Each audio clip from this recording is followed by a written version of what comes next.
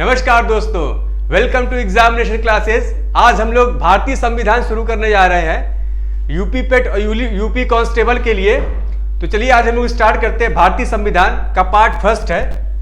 आज का हमारा पहला क्वेश्चन है, शासन की एकात्मक पद्धति का लाभ है अधिक अनुकूलनशीलता, दृढ़ राज्य, जनता द्वारा अधिक सहभागिता, सत्तावाद की कम संभावनाएं। तो देखिए, शासन की एकात्मकता पद्धति का जो लाभ होता है वो दृढ़ राज्य से होता है। ठीक, किससे होता है? दृढ़ राज्य से होता है। अगला क्वेश्चन देखिए, निम्नलिखित में से किस देश का अलिखित संविधान है? किस देश का अलिखित संविधान है? यूएसए, यूके, पाकिस्तान या भारत? तो देखिए, जो यूनाइटेड किंगडम है, यूके का फुल फॉर्म है यूनाइटेड किंगडम। इसका जो संविधान है यूनाइटेड किंगडम का ही सबसे पुराना संविधान यूनाइटेड किंगडम का है, और इसी का जो संविधान जो है वो अलिखित संविधान है। ठीक, यूनाइटेड किंगडम का जो संविधान है वो क्या है? अलिखित है। बाकी सबका जो संविधान जो है वो लिखा गया है। अगला क्वेश्चन देखिए, जिस संविधान सभा द्वारा भारत के संविधान का अधिनियमन किया गया उसके सदस्य कौन थे? राजनीतिक दलों द्वारा नामित, विभिन्न प्रांतों की विधान सभाओं द्वारा निर्वाचित, लोगों द्वारा सीधे निर्वाचित, या गवर्नर जनरल द्वारा नामित? तो देखिए, संविधान सभा द्वारा जो भारत के संविधान का जो अधिनियमन किया गया था उसके जो सदस्य थे विभिन्न प्रांतों की विधान सभा द्वारा निर्वाचित किया गया था। उनको विभिन्न प्रांतों की विधान सभाओं द्वारा जो है उनका निर्वाचन किया गया था। इसका आंसर क्या होगा हमारा? बी। अगला क्वेश्चन देखिए, भारत की अंतःकालीन संसद में कितने सदस्य थे? बहुत अच्छा क्वेश्चन है। भारत की अंतःकालीन संसद में कितने सदस्य थे? 296, 313, 318 या 316? तो देखिए, अंतःकालीन संसद की बात कर रहा है। किसकी बात कर रहा है? अंतःकालीन संसद। तो अंतःकालीन संसद में 296 सदस्य थे। अंतःकालीन संसद में भारतीय संविधान के जो जब बना था तो उस टाइम जो अंतःकालीन जो संसद बनी थी उसमें 296 सदस्य थे। अगला क्वेश्चन देखिए, प्रथम केंद्रीय विधानसभा का गठन कब किया गया था? प्रथम केंद्रीय विधानसभा का गठन कब किया गया था? 1922, 1923, 1921 या 1920? अब देखिए, भारत सरकार अधिनियम, ठीक, भारत सरकार अधिनियम 1919 के तहत प्रथम केंद्रीय विधानसभा का जो है गठन किया गया था, और इसका गठन जो है 1921 में हुआ था। इसका गठन कब हुआ था? 1921 में हुआ था। बहुत अच्छा क्वेश्चन है। अगला क्वेश्चन देखिए, भारत की संविधान सभा किसके कहने पर बनाई गई? Wavell plan, Cripps plan, August offer या कैबिनेट मिशन? तो देखिए, भारतीय संविधान सभा का गठन जो है 9 दिसंबर 1946 को जो है, ठीक, संविधान सभा का गठन किया गया था, और इसके प्रथम जो अध्यक्ष थे, प्रथम अस्थाई अध्यक्ष सच्चिदानंद सिन्हा थे। ध्यान रखिएगा, सच्चिदानंद सिन्हा थे। ये अस्थाई सदस्य थे। ये क्वेश्चन हमसे पूछा जाता है कि भारतीय संविधान सभा का जो प्रथम सेशन हुआ था 9 दिसंबर 1946 को, उसमें उसके अध्यक्ष कौन थे? उसके अस्थाई अध्यक्ष कौन थे? उसके अस्थाई अध्यक्ष जो थे वो सच्चिदानंद सिन्हा थे। तो भारतीय संविधान सभा जो है कैबिनेट मिशन के कहने पर बनाई गई थी। किसके कहने पर बनाई गई थी? कैबिनेट मिशन के कहने पर। अगला क्वेश्चन देखिए, निम्नलिखित में से किस अधिनियम में नियंत्रक महालेखा परीक्षक नामक पद का सुझाव दिया गया है? किस अधिनियम के तहत नियंत्रक महालेखा परीक्षक नामक पद का सुझाव दिया गया है? 1909 का अधिनियम, 1919 का अधिनियम या आगे देखिए ऑप्शन 1935 का अधिनियम या 1947 का अधिनियम। तो देखिए इसका आंसर क्या होगा हमारा, जो महालेखा नियंत्रक महालेखा परीक्षक नामक पद का जो सुझाव है 1919 का अधिनियम, इसके तहत जो है दिया गया था। ठीक, इसका जो सुझाव दिया गया था अधिनियम 1919 के तहत दिया गया था। अगला क्वेश्चन देखते हैं हम लोग। भारतीय संविधान सभा का अध्यक्ष कौन था? ठीक, भारतीय संविधान सभा का अध्यक्ष कौन था? अब देखिए यहां पे जो बी.एन. राव जो थे ये संविधानिक सलाहकार थे। ठीक, कौन थे बी.एन. राव? संविधानिक सलाहकार थे, सलाहकार थे बी.एन. राव, ध्यान रखिएगा। और डॉक्टर राजेंद्र प्रसाद जो थे ये अस्थायी अध्यक्ष थे। ठीक, डॉक्टर राजेंद्र प्रसाद को 11 दिसंबर 1946 को ठीक संविधान सभा का स्थायी अध्यक्ष जो है चुना गया था। भीमराव अंबेडकर ड्राफ्टिंग कमेटी के अध्यक्ष थे। ड्राफ्टिंग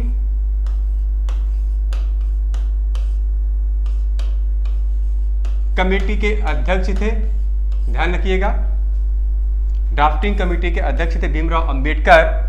और जब पंडित जवाहरलाल नेहरू इन्होंने प्रस्तावना को जो है पेश किया था। ठीक, प्रस्तावना का जो है पेश पंडित जवाहरलाल नेहरू ने किया था। ये देखिएगा इंपॉर्टेंट है, सभी को जितने भी मैंने पॉइंट्स बताए हैं सभी पॉइंट्स बहुत ही इंपॉर्टेंट है, देख लीजिएगा। अगला क्वेश्चन देखिए, निम्नलिखित में से भारतीय संविधान सभा का अध्यक्ष कौन था? अभी मैंने बताया था भारतीय संविधान सभा के अध्यक्ष के बारे में पूछा जाता है। अस्थायी अध्यक्ष डॉक्टर सच्चिदानंद सिन्हा थे, स्थायी अध्यक्ष डॉक्टर राजेंद्र प्रसाद थे।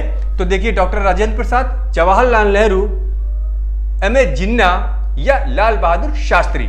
तो अभी मैंने बताया था डॉक्टर राजेंद्र प्रसाद जो थे संविधान सभा के स्थायी अध्यक्ष थे। कौन थे?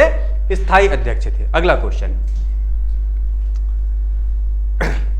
भारतीय संविधान केवल सरकार के लोकतांत्रिक रूप की कल्पना नहीं करता बल्कि एक लोकतांत्रिक समाज की भी कल्पना करता है, क्योंकि यह इसकी विचारधारा से ओतप्रोत है। कौन कौन सी विचारधारा भैया? न्याय, स्वतंत्रता, समानता और भाईचारा। कौन सा कोड सही है? देखिए न्याय भी क्या है? सही है लोकतांत्रिक में। ठीक, लोकतांत्रिक समाज, स्वतंत्रता भी सही है, समानता भी सही है और भाईचारा। इसका मतलब इसका आंसर क्या है? चारों जो है सही है। इसका आंसर हमारा क्या हो जाएगा? डी। इसका आंसर हमारा क्या होगा? डी। अगला क्वेश्चन देखिए,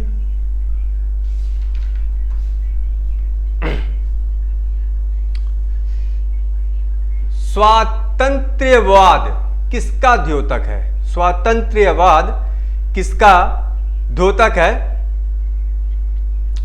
स्वतः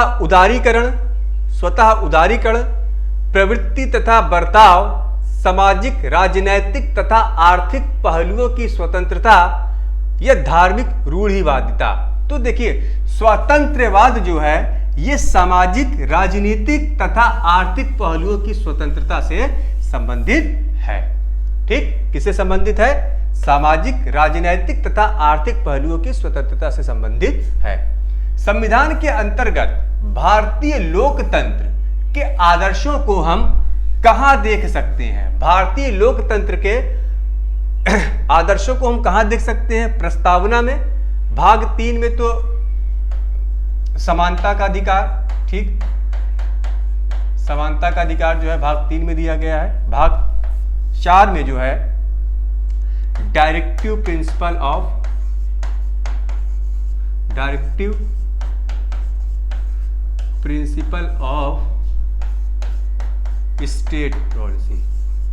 स्टेट पॉलिसी के बारे में बताया गया है। ठीक, तो भाग 1 क्या है? इंडिया, दैट इज भारत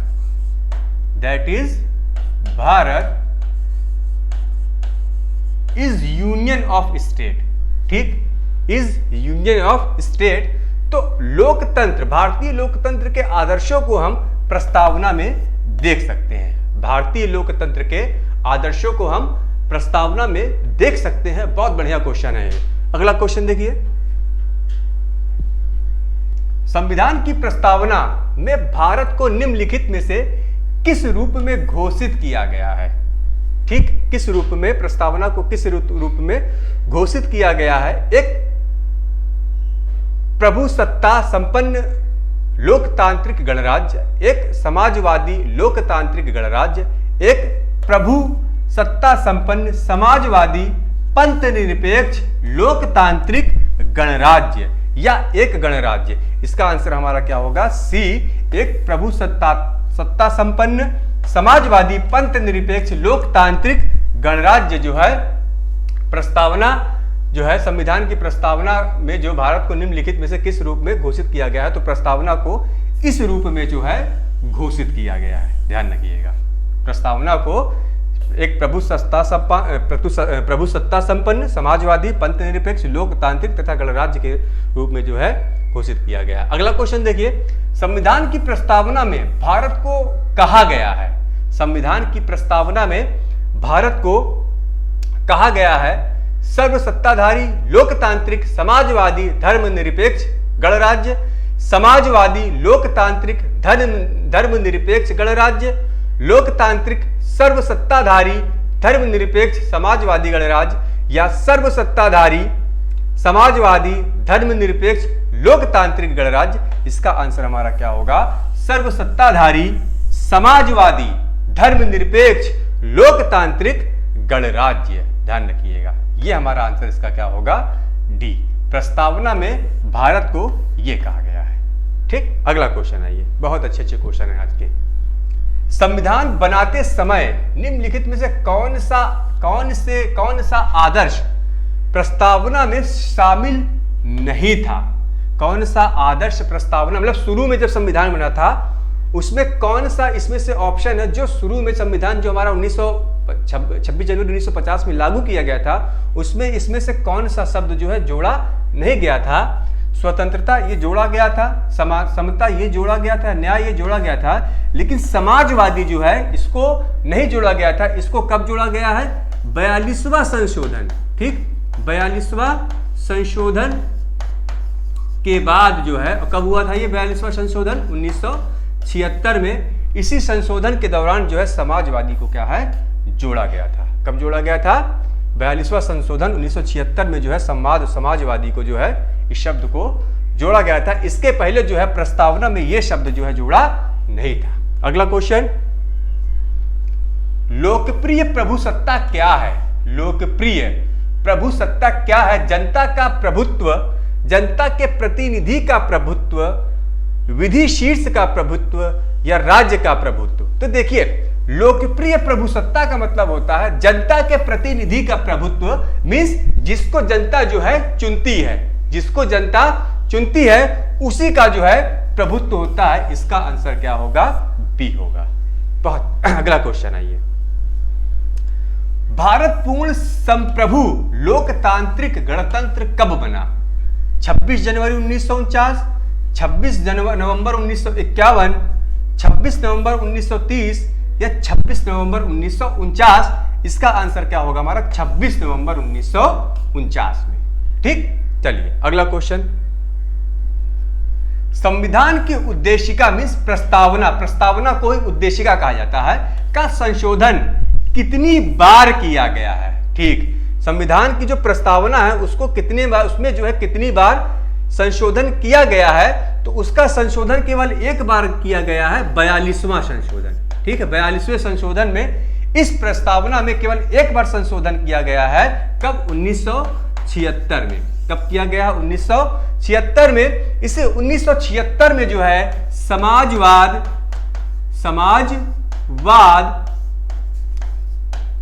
पंथ निरपेक्ष, समाजवाद पंथ निरपेक्ष और अखंडता शब्द को जो है प्रस्तावना में जोड़ा गया था। ध्यान रखिएगा, समाजवाद पंथ निरपेक्ष और अखंडता शब्द को जो है प्रस्तावना में जोड़ा गया था।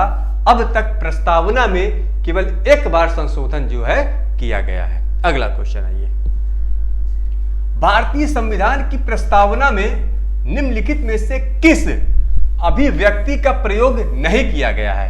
भारतीय संविधान की प्रस्तावना में ठीक निम्नलिखित में से किस अभिव्यक्ति का प्रयोग जो है नहीं किया गया है? सर्वसत्ताधारी लोकतांत्रिक गणराज्य, इसका प्रयोग किया गया है। ठीक है, सर्वसत्ताधारी लोकतांत्रिक गणराज्य, इसका प्रयोग किया गया है। समाजवादी, अभी मैंने बताया था समाजवादी कब जोड़ा गया था? 1976 में 42वां संशोधन में। पंथ निरपेक्ष या धर्मनिरपेक्ष कब? 1976 में पंथ निरपेक्ष जोड़ा गया था। तो इसका मतलब जो संघीय है ये जो है हमारी प्रस्तावना में नहीं है। संघीय शब्द जो है हमारी प्रस्तावना में नहीं जोड़ा गया, या उद्देशिका में जो इसको जोड़ा नहीं गया है। हमारे संविधान की प्रस्तावना में उल्लेख नहीं है। किसका उल्लेख नहीं है? न्याय का, भातृत्व का, प्रतिष्ठा की समानता का, या वयस्क मताधिकार का। देखिए प्रस्तावना में क्या है, किसका उल्लेख नहीं है? न्याय का तो उल्लेख है, अभी मैंने बताया था। भातृत्व का भी उल्लेख है, अभी मैंने बताया था। प्रतिष्ठा की समानता का भी उल्लेख है, लेकिन वयस्क मताधिकार का जो उल्लेख नहीं किया गया है। प्रस्तावना में ऐसा कोई शब्द जो है नहीं लिखा गया है, ना ही कहीं से संशोधन करके जोड़ा गया है। चलिए अगला क्वेश्चन आइए, संविधान के निर्माताओं के मनोभाव और आदर्श प्रतिबिंबित होते हैं मूल अधिकारों में राज्य के नीति निर्देशक तत्व। हाँ, राज्य का जो नीति निर्देशक जो मूल अधिकार जो हमारा भाग 4, ठीक, संविधान का जो भाग 4 है उसमें राज्य के नीति निर्देशक को जो है शामिल किया गया है, राज्य के नीति निर्देशक सिद्धांतों को।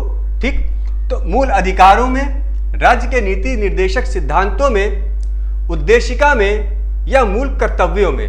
तो ये क्या है? 4A में क्या है? भाग 4A या 4 में जो है मूल कर्तव्य है। ध्यान रखिएगा, 4A या 4 में मूल कर्तव्यों को जोड़ा गया है, जिसको जो है हम लोग रूस से लिया गया है। ठीक, तो आदर्श प्रतिबिंब, भारत के संविधान के निर्माताओं के मनोभाव और आदर्श प्रतिबिंब कहां पे होते हैं?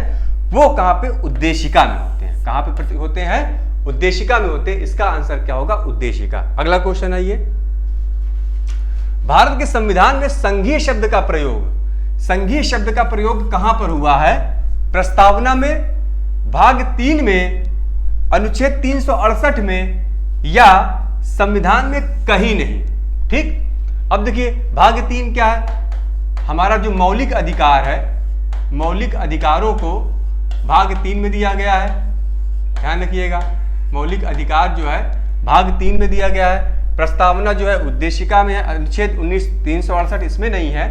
तो संघीय शब्द जो है संविधान में कहीं नहीं जोड़ा गया है। ठीक है, इसका प्रयोग जो है संविधान में कहीं भी नहीं हुआ है संघीय शब्द का। ध्यान रखिएगा, अच्छा क्वेश्चन है, बहुत अच्छा क्वेश्चन है। अगला क्वेश्चन, भारत के संविधान में भारत को किस रूप में वर्णित किया गया है?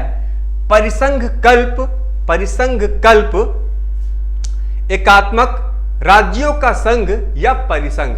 तो देखिए भारत का जो संविधान का जो अनुच्छेद या आर्टिकल, अनुच्छेद फर्स्ट या आर्टिकल फर्स्ट ये कहता है, ठीक है, India that is Bharat is union of states, means राज्यों का संघ है। जो भारत है वो क्या है? राज्यों का संघ है। अगला क्वेश्चन आइए, भारतीय संविधान के अनुच्छेद 1 में यह घोषणा की गई है कि इंडिया अर्थात भारत, अभी मैंने बताया है, इंडिया अर्थात भारत क्या है? राज्यों का संघ है, एकात्मक विशिष्टताओं वाला संघीय राज्य है, संघीय विशिष्टताओं वाला संघीय राज्य है, या संघीय राज्य है। अभी मैंने बताया था कि जो हमारा अनुच्छेद 1 जो है क्या बताता है कि जो इंडिया अर्थात भारत जो है वो राज्यों का क्या है? संघ है। ठीक है, राज्यों का क्या है? संघ है। अभी इसमें जो है बड़ा घमासान छिड़ा हुआ है। ठीक, इंडिया या भारत दोनों ही क्या है? सेम है। इसमें जो है हमें भेदभाव नहीं करना चाहिए। संविधान के अनुच्छेद 1 में भारत को क्या कहा गया है? संविधान के अनुच्छेद 1 में भारत को क्या कहा गया है? अभी क्या है? अभी क्वेश्चन आंसर आया था, क्वेश्चन आया था ये वाला, परिसंघ, परिसंघ या प्रबल एकात्मक आधार के साथ, या महासंघ या राज्यों का संघ। इसका आंसर क्या होगा हमारा? राज्यों का संघ। अगला क्वेश्चन, शक्तियों का विभाजन और स्वतंत्र न्यायपालिका किसकी दो महत्वपूर्ण विशेषताएं हैं? बहुत अच्छा क्वेश्चन। शक्तियों का विभाजन और स्वतंत्र न्यायपालिका किसकी दो महत्वपूर्ण विशेषताएं हैं? सरकार का लोकतांत्रिक स्वरूप, सरकार का संघीय स्वरूप, सरकार का समाजवादी स्वरूप, या सरकार का एकात्मक स्वरूप।